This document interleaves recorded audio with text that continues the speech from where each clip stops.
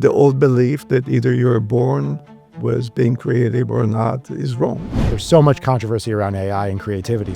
Creativity can be enhanced by AI significantly. How do you become more creative? Everyone, every individual, every organization can enhance their creativity.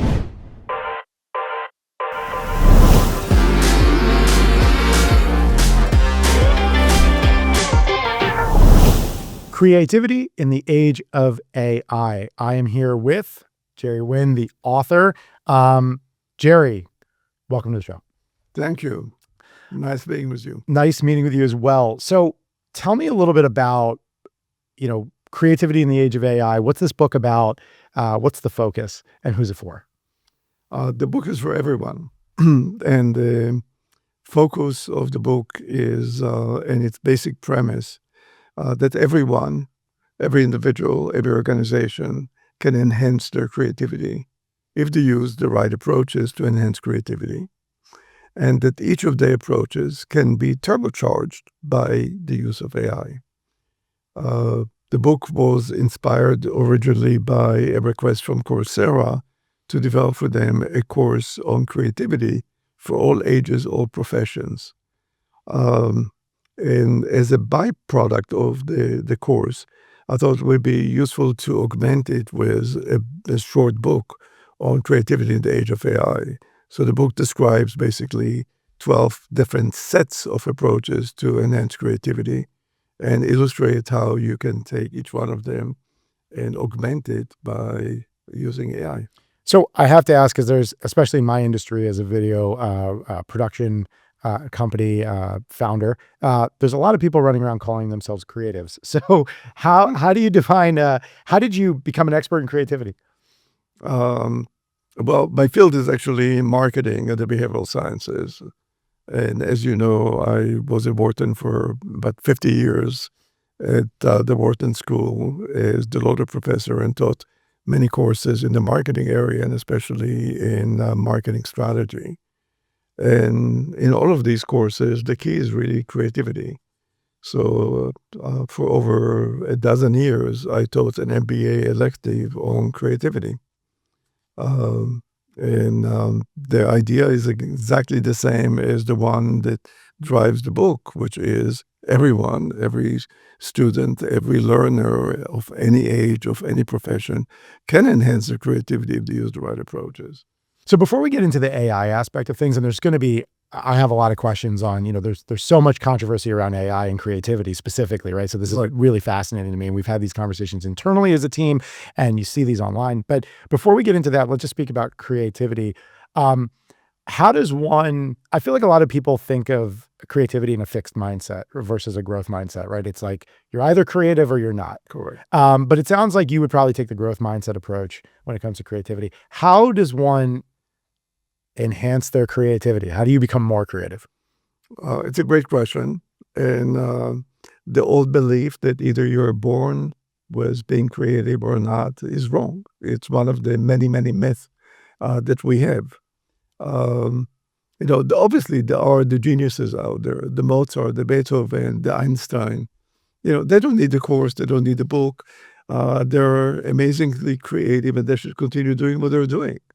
But the rest of us who are not in this absolute extreme genius category, we all can enhance our creativity if you use different approaches that are designed to enhance creativity. And in the book, I describe 12 sets of approaches, but let me take two as an example as anchors, the first approach and the last approach, Sure. Or set of approaches. The first one is basically a must for any creative person or any person who faces major challenges, whether they're personal, organizational, societal challenges, and want to solve them. The only way to solve the challenges is by coming up with new and better approaches. Sure. And new and better is really the definition of creativity. Creativity is coming up with a solution which is new to the world, did not exist before in this domain, and better, it leads to some valuable result. It cannot be just new, it has to be new and better, new and improvement, new and providing value. So to do it, the first approach we recommend is to challenge the status quo and to challenge your mental models. Everyone is behaving based on their mental models of the world. But what we want to do, if you really are confronted with a challenge, is to challenge it, to ask, are these mental models still valid, given the enormous changes that's happening around us, changes in technology, changes in values, changes in demographic, changes in governance, or what's happening with the governments around the world. Given these changes, can we just assume that whatever had worked before will continue working? Right. The assumption is probably not. Whatever worked for you in the past is not likely to work as the environment has changed dramatically. So you have to challenge it and explore new approaches, new mental models to try to solve the problem. And the book describes different approaches that you have to try to help you challenge the status quo in the mental models. That's almost a necessary condition for developing a creative mindset. Okay. The 12th approach, the last one of the sets that I'm presenting here, it's not designed as a definite set that these are the only approaches. There are many other approaches, and every day we'll probably discover new approaches. But it gives you the range of approaches in between. And the other extreme is the need for courage and persistence. Because if you don't have the courage to act on the new approach you develop, nothing will happen. Right. So you have to be able to challenge the status quo, use some of the approaches we describe in the book to help you challenge it, and come up with new solutions, and then have the courage to experiment with this and implement it. How do you know you're making the right creative choice? I mean, if we're making this, and again, we're putting this in the paradigm of a growth mindset. Anyone can develop their creativity through practice and a designed approach, and you need to be willing to challenge the status quo and courageous enough to execute. Great. How do I know I'm on the right path, right? Is there a measured approach? Is there something that I need to be looking at? Because if I'm inherently someone who's even coming to the situation, if I'm open-minded enough for you to convince me that I could be creative, I don't consider myself creative, but I could be creative. How do I know I'm making the right creative choices? Experiment. There's one simple word, experiment. Mm-hmm. The only way to know if it works is through experimentation. AI can help because AI can, if you're using AI effectively, you come up with an approach and you ask AI to try to suggest different scenario under which it can work, cannot work. And test the model. You can test it. You can basically, using some of the analytics that AI offer you today, you can simulate different environments. But the best way is to eventually, once you go through all these analyses, is to actually to design an experiment and run it and see if it works or not. It's learn by doing. And you can do it today very easily. You can almost, everything that you're considering, you can actually start designing experiments around this and measuring. And experimentation assures you that you do have causal understanding of what's happening, what causes the outcome that you're getting, because you have a control group or control groups. And if you just think about all the successful high-tech companies that we, kind of admire, right? All of them are doing thousands of experiments. Amazon, kind of Google, they're all running thousands of experiments every day. Everything A/B testing or more sophisticated experiments of testing the different approaches. Well, it's funny, I'm a fan of grit and growth mindset. I keep referencing those two kind of philosophies in books, but I guess that, how does it differentiate? Because to me, what I keep hearing right now is, okay, to be creative, you have to essentially be willing to take risks, right? And try new things. I guess the first way to break through the status quo is to establish it, right? Is to define it, I should say. To identify what the current situation is. What is your model? So how do you, if I'm a person again who sees myself as not creative and now I'm being convinced, right? Which is already a first step. How do I do that? And again, 50 years at Wharton, give us a little bit of the, don't give the education away I think that they might come after you, but give us a little bit of some hints. What can we do to start? Well, there are many approaches. One is start playing with different scenarios. Say, what if the approach I'm using today to grow my business, to attract customers or engage customers, is wrong? What if I did the opposite? Start simple things. Or just look around, see what you can learn from other approaches, what other people are doing. What can I learn from them? Can I apply it from there? One of the approaches discussed in the book is analogies. I have a problem. What examples can I bring from other fields that solve the problem? I also don't have to do everything by myself. You can. There is a chapter in the book we're focusing on open innovation. The idea of open innovation is very, very powerful. It suggests that there are millions of people around the world who don't want to work for companies. They want to work independently. And when there are problems out there that a company cannot solve internally, very often they go out and try to tap on this amazing resource outside, the resource of those open innovators who are willing to participate, and many of them are today part of aggregators of companies that aggregate these talents like Innocentive or Top Coder. Each one of them have over 1 million independent inventors around the world. When you have a problem you cannot solve, you send it out to them, and those who feel that they can solve it or have experience with this are responding to this. Sure. So companies, if you think about NASA is probably one of the most desirable organizations in the world. They have 17,000 employees. But yet, when they cannot solve a problem, what they do is they go to the NASA challenge and they track and try to attract talent from all over the world to solve the problem. Companies like Eli Lilly is using it all the time in the medical area. When they cannot solve the problem internally, they send it out, and some people who may have solved this or related problem to this or come from different disciplines are solving it. In one example is, which I think we mentioned in the book, Eli Lilly had a medical challenge, was solved by 3 computer scientists from MIT who came out with the solution. The benefit of this is enormous. There are documented data by John Windsor, who is one of the pioneers in open innovation, that shows that if you're using open innovation compared to just relying on your own people internally to solve the problem, you could do it 4 to 5x faster and 8 to 10x cheaper than doing it internally. Wow. Because you're paying only for the results. You're not paying for all the experimentation Right, and the time. R&D. You're paying only for the results. And by immediately sending it and distributing widely by either NASA, by on their own website, by talking about the NASA challenges, or you're going through one of the aggregators, you can immediately get the people who can solve the problem. So it's funny because I was going to bring up a book I'm in the process of reading right now called Who Not How.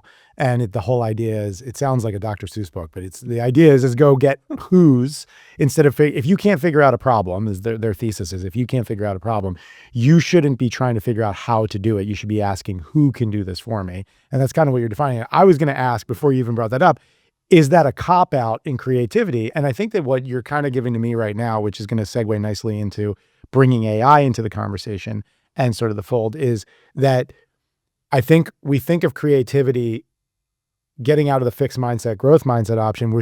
I was still thinking, I should say, not we, but I was thinking of creativity as this sort of like fixed concept of, a person sitting and coming up with these ideas. And what it sounds like you're saying is that creativity is opening your mind to possibilities and approaches that will allow you to get the outcome you're looking for. So that might be finding a who that can do this for you if you're NASA, and stepping outside of internal and being more productive. That could be trying different techniques. That could just be taking the opposite approach. It feels, right before we get into the AI thing, I'll ask you one more. It feels a little chaotic though, right? It feels like, I'm hearing these options and they're almost like, I'm imagining in my head like the solar system where like, here's creativity and like, here's a way you could do it. And there's a polar opposite way of you could do it. And what about over here? How do you sort of wrangle it all in? And, 50 years of teaching this at Wharton, how do you build that into a designed process, right? Or maybe, maybe even are there 3 steps, or, the 3 steps to creativity that like, to give people a tip? We'll invent now the 3 steps. Yeah, we'll do it right now. That's it. Number 1 is to recognize that whatever you're doing today is not going to work in the future.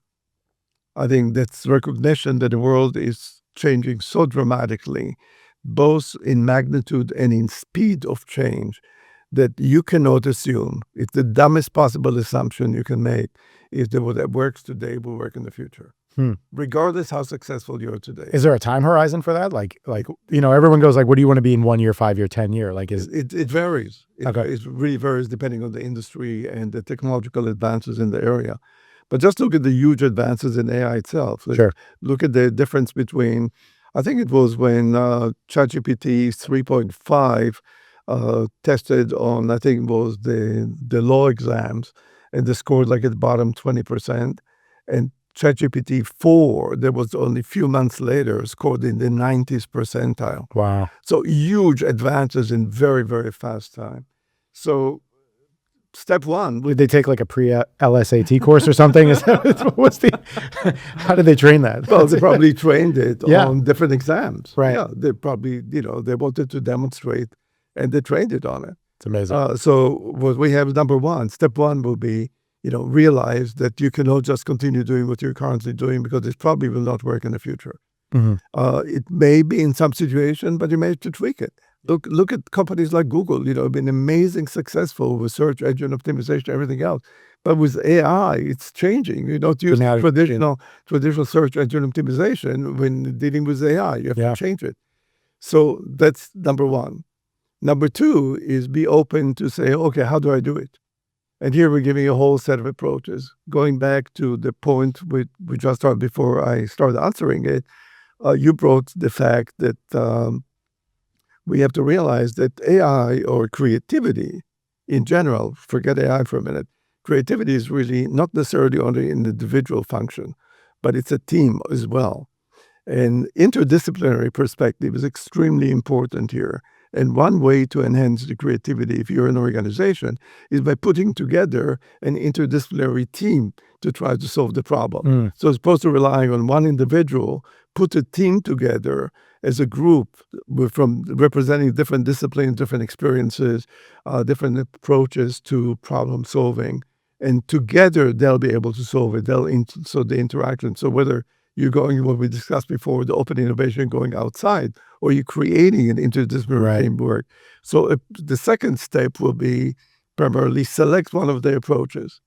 And then when you select the approach, so you're aware of the different approaches, you experiment with them, you look at them, you play with them, you select the one. And then number three, you create the set of approaches that you like, that you feel comfortable with. You create your own portfolio.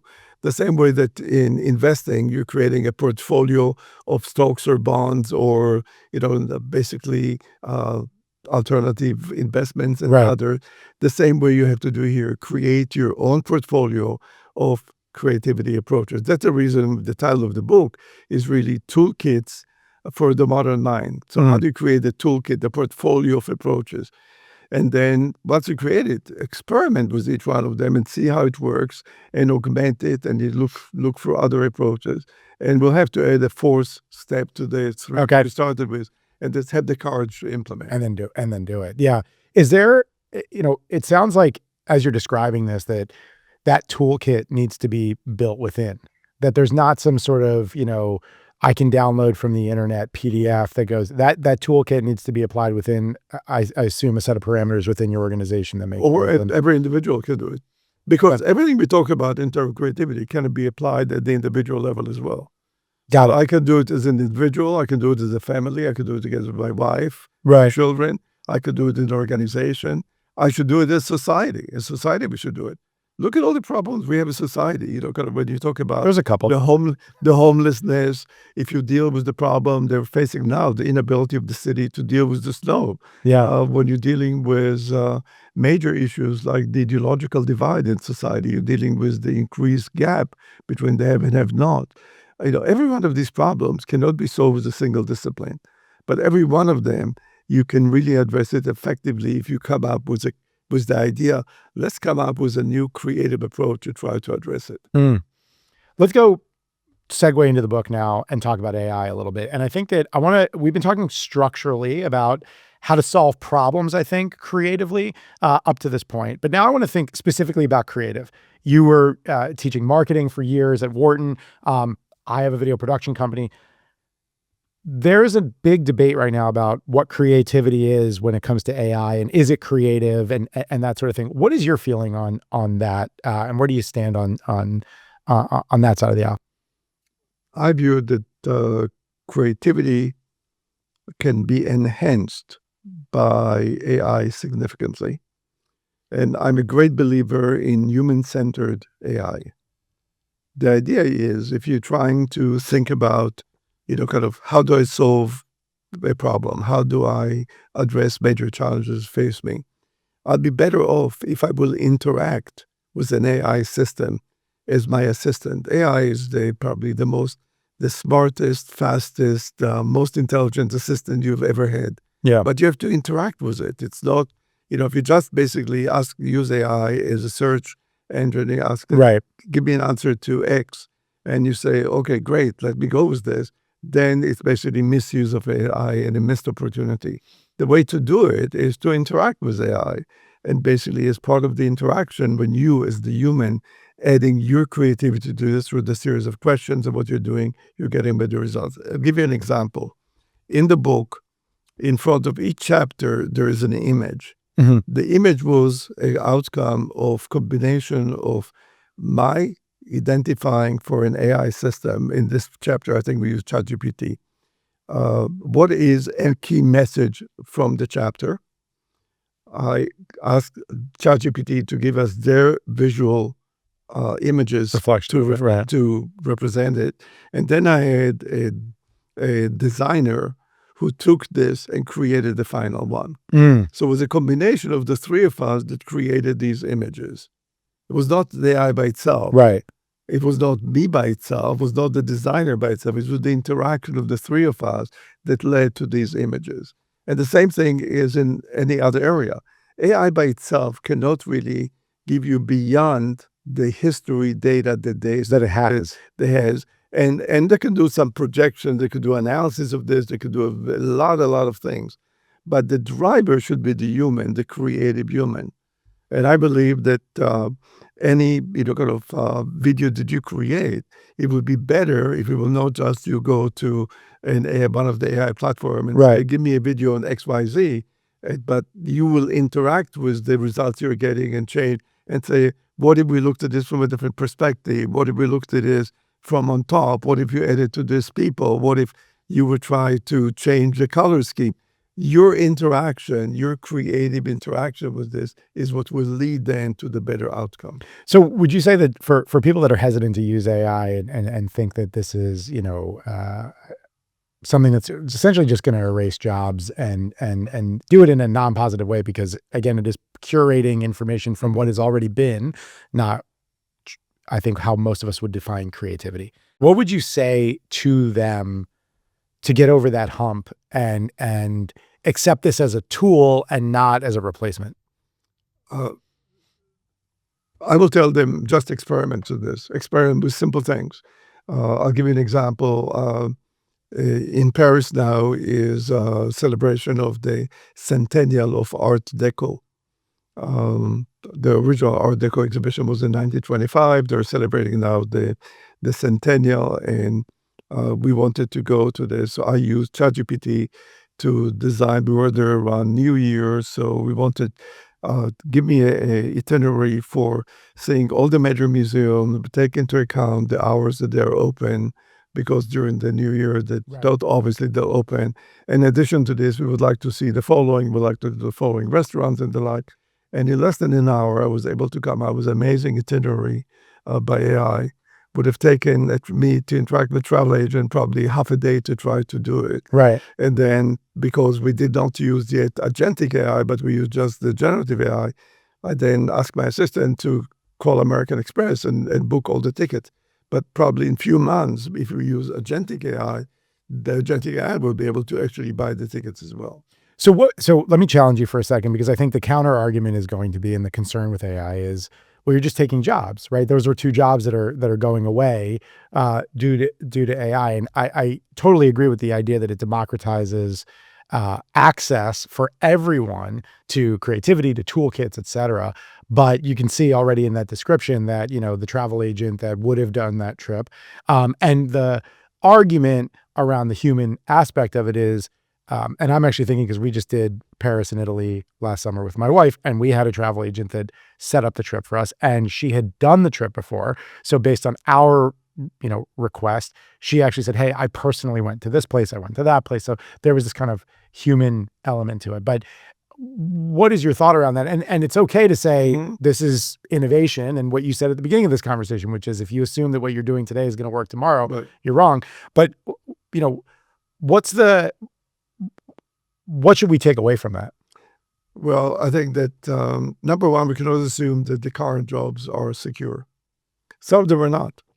I'm involved with a company, Quant AI. It was an amazing company in the agentic area. And they do a lot of work. And for people who don't know, what's the difference between generative and... The agentic takes it to the next level and actually implements the decision. Got it. So the generative will give you ideas, will give you options, you have to select from there. But the agentic basically will integrate their multiple agents, multiple databases, and will be able to actually to implement. So by the time you select, this is my itinerary, you'll tell them go. And then it books all the flights. Books all and the does flights. everything. Okay, got it. And you can do it in multiple areas. Can do it not only the flight. For example, it's actually an operation now for Saudi Arabia airline. Wow. So if you're going with them and you want a flight from Philadelphia to Riyadh, and you want a car to pick you up, and you want a hotel, and you want guidelines of how to deal in a Muslim country if it's the first time I am there, you'll be able to get all of this, and then the agentic AI will be able to give you at the end a solution. Wow. It can basically book you all the tickets, everything else. You have to realize that actually in some of these areas, it's not only faster and more efficient, the net promoter score, which is a measure of customer satisfaction, is higher than the traditional one. So people are more satisfied with dealing with agentic because you don't have to go through multiple agents and each one asks you, what's your name, and repeat your, kind of your reservation number or whatever other code that they're asking for. And it's forever, and then they don't know, and you have to wait. Here, everything is done. I can feel like I'm on hold right now as you're describing it. Everyone, here's everything can be done together and much more efficient. And sure. So we have to realize that there are jobs that will have to be replaced. That can be done better. Now, your agent, if you're a very creative agent that has this amazing experience, if she will then try to promote herself with their own experience, but leverage it with the generative AI or the agentic AI, I think she'll be even more effective. Right. And she'll be able to reflect her insight in addition to the others. But then she has to promote herself and position herself. We have my own experience. Right. So it's interesting you say that, because I think that one of the things that I've been saying when we, so two elements from us is, one is when we think about AI, one of the things that I've been saying is how you can ask it. Well, and it sounds like with, is it agentic? Is that? The name of the company is Quant AI. Quant AI. But they're using agentic. Agentic. So I think that when you think about, and agentic might be solving for this, but I think right now as a video producer, if you were to take one of the concepts that we were creating and go, we're going to do it internally. I think that the one thing that AI doesn't give you is experience, right? And so choosing the right option. So I think that you can create a video and you could go in there and say, hey, make this for me. But somebody that has ideally expertise in the space and understands what the outcomes are going to be, at least knows even AI to ask the question for A/B testing and those types of things to go, what is the right solution? We talked about creativity and having all these different options, but at some point you have to be able to say what correct is, right? And I think that that's where I had an attorney on who was talking about how they use AI in their practice and all the mistakes it was making and all the, the case law it was making up and those types of things. And his point was, you can use this to speed up certain processes, but at the end of the line, you need to have somebody who's a trained attorney that can look at it and go, that's correct, right? How do you feel about that? Do you feel like that's I know probably, you just said that everything's going to change in the future anyway, but do you feel like that's still true, or at least true now, that the expertise matters in terms of defining what solutions to choose from AI? Absolutely. And also asking the questions. Remember, the way at least I use and the way I recommend using AI is as a process, as an ongoing interaction with the AI, not just to ask a question, accept it, and run from there, but actually start interacting with the AI system and ask, are there any better solutions? Kind of, how would you solve it if the following conditions held? What if you had the following budget constraint? What if? Keep it building. And then ask why, and why not? So in a sense, it's a way you interact with a smart assistant. I love it. I think that thinking about it as a process instead of an end result, I think hopefully helps people who might be hesitant to use these tools to jump on board. I would say for us, there's another component of this when I think of creativity and being creative is authenticity, especially when it comes to marketing and video content. And so we had talked about this offline, but we actually produced our first AI commercial last year. Now, it was probably 75% of the visuals were AI. But I think that the big takeaways for us was the choices that we made and why we made them and why we use the tools that we use. So it was for a on your lot home builder, one of the biggest in the West Coast. And they had a campaign, which was don't settle for someone else's dream home. So don't settle for someone else's dream home. So the term dream and settling made us think Goldilocks, right? So you come from a fantasy land of the dream world, and then settling is what Goldilocks does. She wants to settle on the right, on the right porridge and all of that. And so what we did was we generated Goldilocks from scratch. We were able to create environments that you could have never created in real life, and we'll put up some of those visuals. But we have a scene where there's a hallway.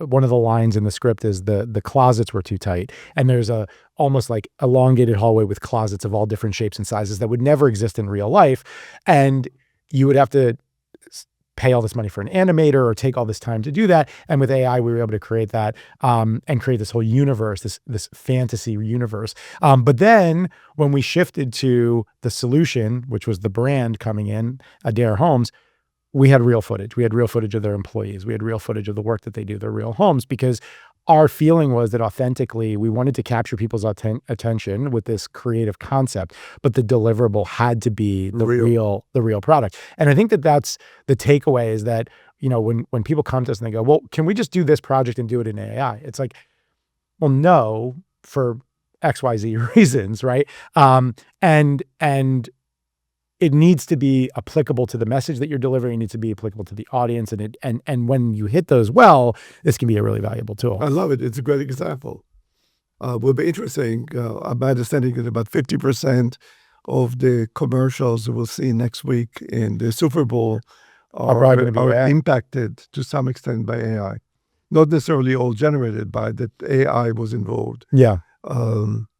And I hope that they will do what you suggested, that you did, which is really the right integration and integrating the output you can get from AI with, kind of fresh material that you created for the client. Well, what do you think about, a lot of people got kind of perturbed with Coke, for example, when I think last year they did an initial commercial with the polar bears and everything was generated in AI. And it was very clear, like the truck had too many wheels and the polar bear, I think, had, not the right number of toes and like all this different stuff.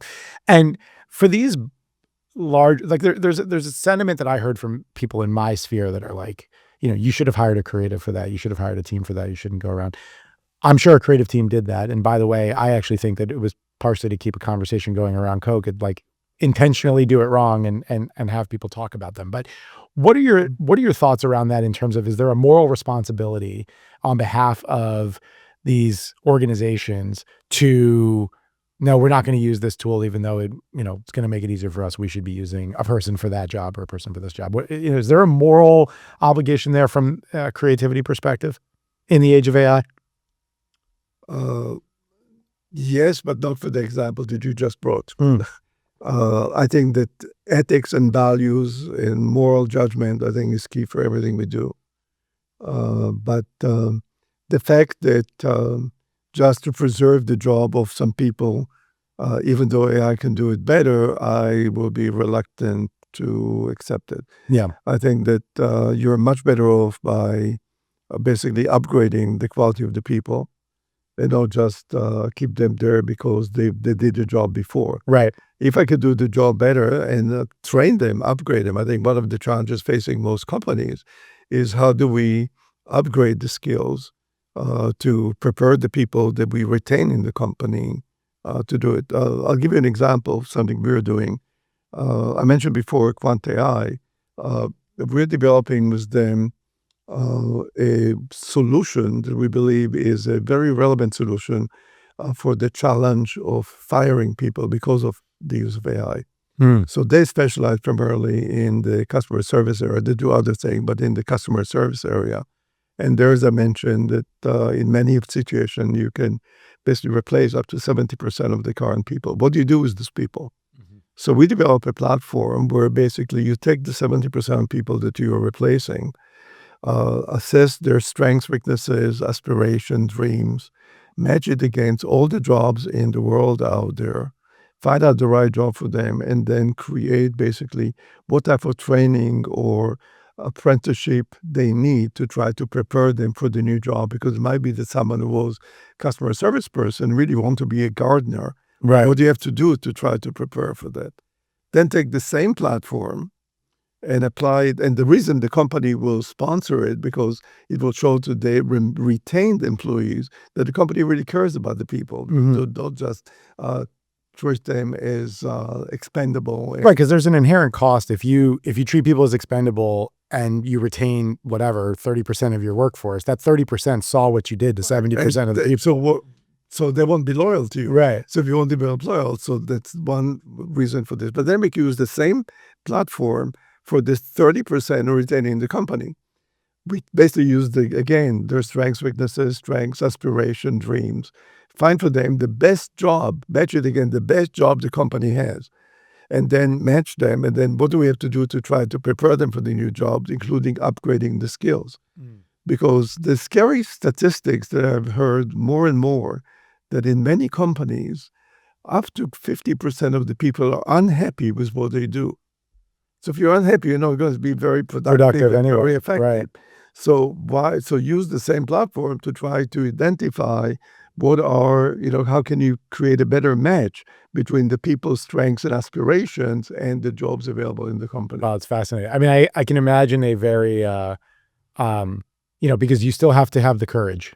Right. And I feel like there's a certain point where, I can imagine somebody who, whatever, is in operations and you actually would be better in HR. And, now you have to convince that person that that's true. And also there's the other element of like salaries, and not everything matches. You might be in a job you dislike, but it pays more than the thing that you would be passionate about. And so AI identifying those things and opportunities, could be an interesting study. And I know there's so many different, Strength Finder and so many tools out there. And what to do, how to improve, how to prepare you for the the next position, right? Which will include how to use AI effectively. Right. And I think it does come down to that. I mean, I think we talked about this off camera. For me personally, it's been a really interesting journey in the video space. My dad started a video rental store back in 1982. We were doing VHS tapes in mom and pop's shop, and right in the same building, actually.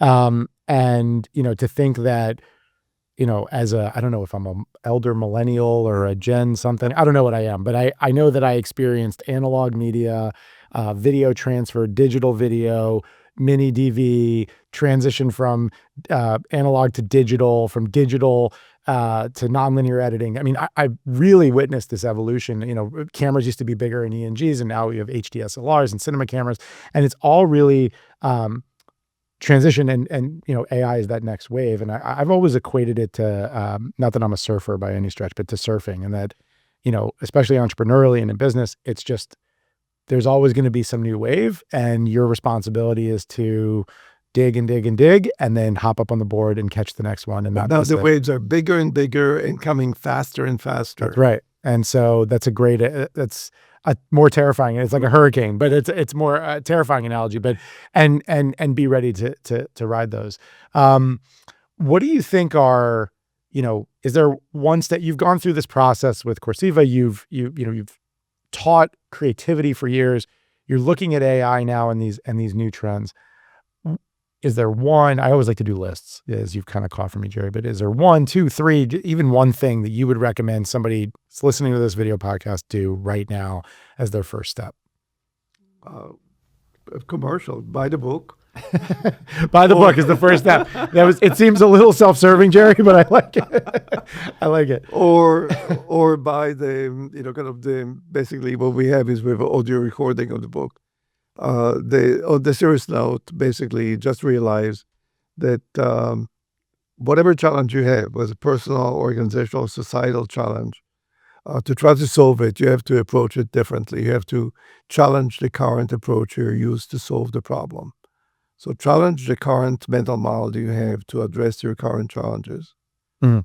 Use any one of the approaches in the book to try to generate creative options to address the challenge. Experiment with them. And if it works, include then this approach as part of your personalized portfolio, customized portfolio of creativity approaches. And make sure that as things develop, as you see creative things happening outside, if you come across new approaches to generating creative solutions, incorporate them in your portfolio. If things don't work, discard them from your portfolio. Keep it as a dynamic portfolio, but always experiment, and have the courage to experiment with this and apply the stuff. I love it. I love the ending on that note of courage, because I think that for a lot of folks that might feel like they're in an industry that might be swallowed up by this, I think that seeing this challenge as an opportunity is the best way to catch one of those larger, bigger, faster waves.